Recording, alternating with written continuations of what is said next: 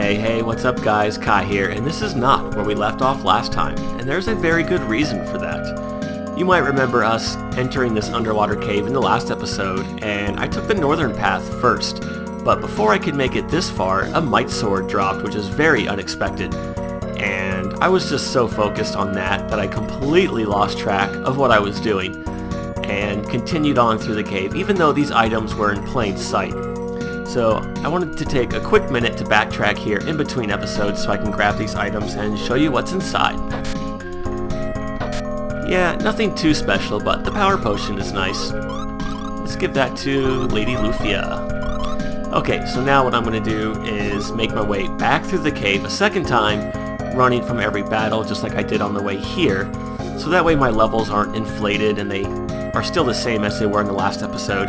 And when we come back, I will just meet you right outside. Okay, we're back to Let's Play Lufia in the Fortress of Doom, where today we'll be going to the oil cave, which if you take a look to your right, passengers, you'll see this lovely tourist attraction. But first we have these guys to deal with. Yeah, that right there is the #1 reason why I still want the flash ring on Lufia, because those rock golems are very hard to kill. They have really high defense, but Lufia can still one-shot them. As for Jaren, I actually have her on the green ring once again for the stat boosts. Even though the enemies out here are weak to ice, her intelligence stat is so high now that it'll help offset the need for a frost ring, and using Glacier will still deal about 200 damage. Yeah, no need to rely on sleep or confusion spells anymore because we're so strong we'll just mow through these guys like it's nobody's business. Even these hydras here don't really stand a chance.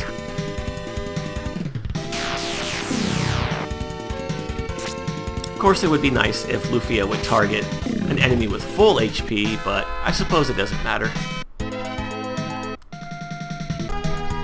In recent events, we acquired the dual blade.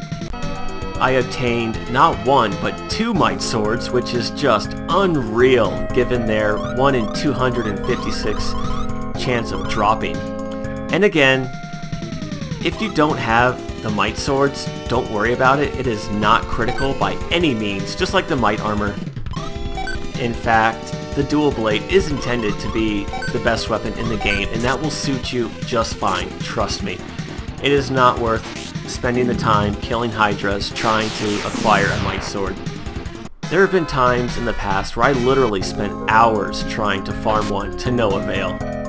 And I honestly don't expect you to have them if you're playing along at this point in the game. Let alone one, but if you do happen to have at least one might sword, I recommend giving it to Agoro, because that will be his best weapon in the game. Even I get lucky sometimes, viewers, and for those of you who find enjoyment in my suffering, don't worry, because that will not become a trend. Anyways, new enemies here of Freets. They are weak to water, but even without the water ring, the flood spell does pretty good damage. They can use Vulcan on your party, but aside from that, they're pretty easy. Nothing to worry about, really. In other recent news, Deus was revived as well. And according to that guy, he claims Aram was revived 16 years ago and is in fact Lufia. Lufia is in fact Aram. And that means Lufia herself is a Sinistral. But are they really one and the same, or is Deus just messing with us? Well, I know the truth, but I'm not telling you guys. But you know, that's how you do foreshadowing in an RPG. You spread out little subtle hints here and there that keeps the player wondering, you know, there's something off about her, but I can't quite place it. What's her story? And then when you finally get to the big reveal, this game takes it a step further. And they kind of tiptoe around the plot twist, and they don't give you a definitive answer.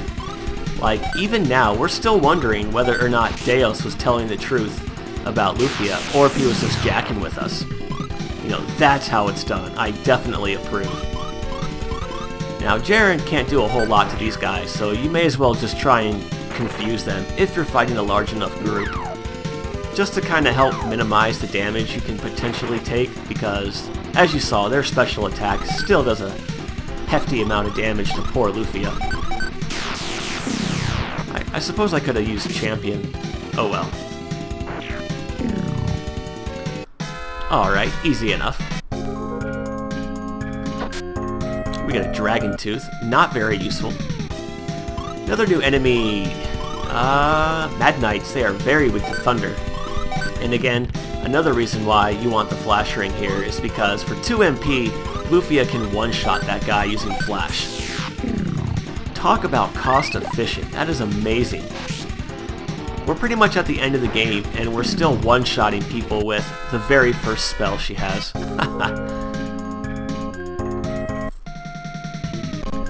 This cave kind of reminds me of the 7th floor in the old cave. Then again, that doesn't say much when every cave in the game looks the same. Anyways, let's go into the swamp here and pick up a hidden miracle. I'm disappointed, game. Up until now, every item in the swamp has usually been a miracle. Anyways, down there we get a dragon ring, which will deal extra damage to dragon-type enemies, including Hydras here. But I don't care for it. But you could use it if you want to.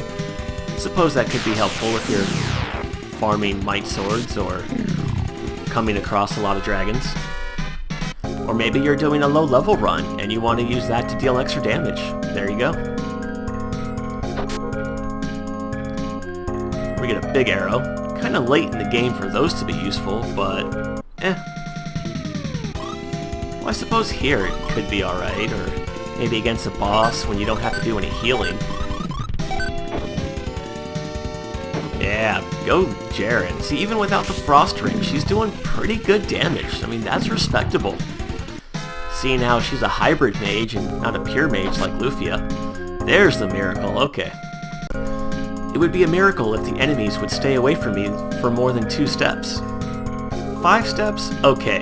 2? Not so much. And of course, as soon as I get done bitching about it, I get into a random battle. Or even before I'm done bitching about it, thank you, game. Well, I suppose it is what it is. Hopefully Kai will kill him before he does champion. Alright. What? Well, that sucks, since everybody else is going after the rock golem. Damn it. Yeah, no poison pins. Just go all out, whatever. Wow, they have over 400 HP? Huh. I did not know that. I suppose we are at the end of the game, so enemies are going to take more than 1 hit. For the most part. Anyways, this floor is made up of 2 levels, an upper level and a lower level. So let's go down here first and pick up the treasure that we can find. I actually had to use a miracle in that fight. Lufia was really low on MP. And HP, for that matter. It's nice, though, how miracles are actually useful, unlike in a lot of other games where the items that do a full recovery usually belong in the too good to use club and just end up sitting in your inventory for all eternity.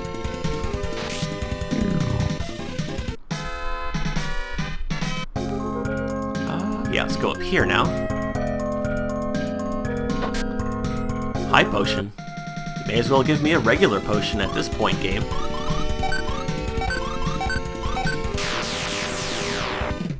Yeah, I guess they do have over 400 HP. Well, there you go, viewers.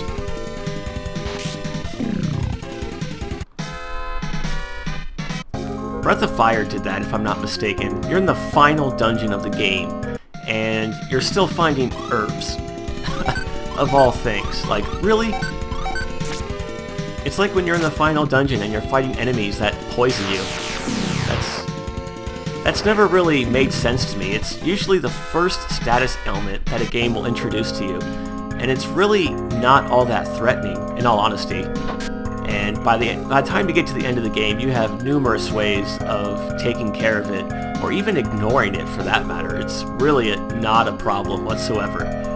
But a lot of games still have enemies that like to poison you. Let's see, yeah, let's go over here now.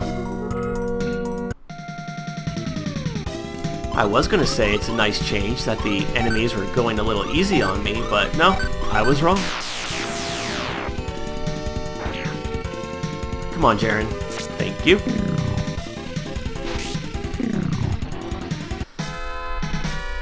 Maybe I should just start running from all these battles. It's not like we need experience. Our levels are well in the range to beat the game with. I'm not worried about experience at all. I would use Sweetwaters, but I kinda don't have any. Not that they really work to begin with. I'm still very skeptical about the effectiveness of Sweetwaters. Hey, Jaren gained a level and she learned Trick. Now Jaren can be a trick and a hoe. No, I'm kidding, viewers. Pretty good spell to increase your attack power if you're low on power gourds. You can also cast it multiple times to repeatedly increase your attack power because it does stack, just like any other buff and debuff in the game. So that could be useful too. Say in a boss fight where you don't need any healing and you just really want to bend that boss over.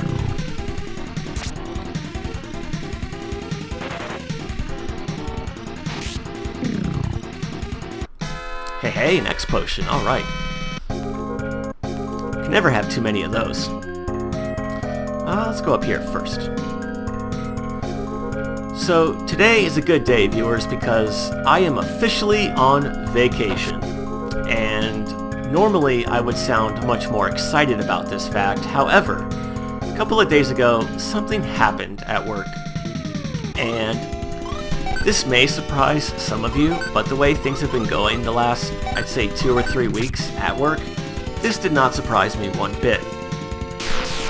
So, a couple days ago, we're on our last break, and a couple of the guys and I are sitting out front when the assistant manager walks up in the morning, and he came over to deliver the wonderful news that next week everybody is scheduled another mandatory 6-day week, which is 48 hours plus. However, the way things have been going, we've been averaging between 2 and 5 hours of overtime a week, so it's more like a 50 to 52 plus hour week. And then he turns to me. He doesn't say hi, good morning, what's up, nothing. He just comes right out and says, "So, you're on vacation next week, right?" And in the back of my mind, I already knew what he was getting at. So I cut him off at the pass. I said, "Yes, I am, and no, I'm not giving it up." And then he kind of looked shocked, but this has happened before, not only to me, but to some other people as well, where they, "Whoa, a dragon, holy cow," where they've been on vacation and asked to give it up and work instead. So, long story short, I'm going to be working Saturday. I'm off tonight, and then I work Saturday, and then my vacation starts on Sunday, and I won't have to go to work until next Saturday. So the sweet thing about this deal is that I'm working one day between now and next Saturday, and I'm getting paid for 6 days. One of those days, which is Saturday, is going to be straight up overtime, and that's at least 8 hours.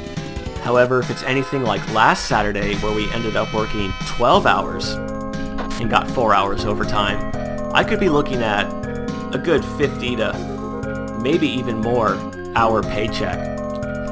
And again, that's from working one day, getting paid for 6, and the rest of that money is going to be coming from me sitting at home on my ass playing video games all week. Which, I have Tales of Xillia to play, I have Warriors Orochi 3 Ultimate coming out on Tuesday, which I will also be playing. I'm also going to get my Star Ocean and Valkyrie profile tattoo worked on a little bit more, which I'm absolutely stoked about. And to top it all off, if that wasn't enough, next Friday, our store manager will be coming in at 8:30 in the morning to cook all of us on Night Crew steaks and eggs, and I think she said hash browns and fruit and some other stuff, kind of as a thank you breakfast for all the hard work we've been doing the last couple of weeks. And I think that's really cool of her. That's pretty bomb, if you ask me, because I think she knows, as well as all of us, that this is not going to get any better anytime soon. We have people on vacation for literally the next, I'd say, 4 to 5 weeks. And then by then, the holidays are coming up, so we have to get ready for that. And it's not going to get any better. So we have a lot of work ahead of us. And I think it's cool that she realizes this and wants to do something for us, because usually we kind of get left out of those sort of things. But anyways, I know there's a dragon here, and you guys want me to go fight that dragon. But I'm going to call it quits here because, like I said, I don't know, I don't think I mentioned this, but we've already done a lot. I just wanted to get here, tell a few stories, grab a couple items and shit like that. You guys know the drill. And I don't want this boss fight to cut over into the next episode or have this episode go on any longer than it should. So, when we come back next time, we will see what's up with this dragon and see if we can find the power oil, or if this will be the hardest boss in the game. So until then, guys, as always, I want to say thank you for watching. I hope you have a good day. Take care.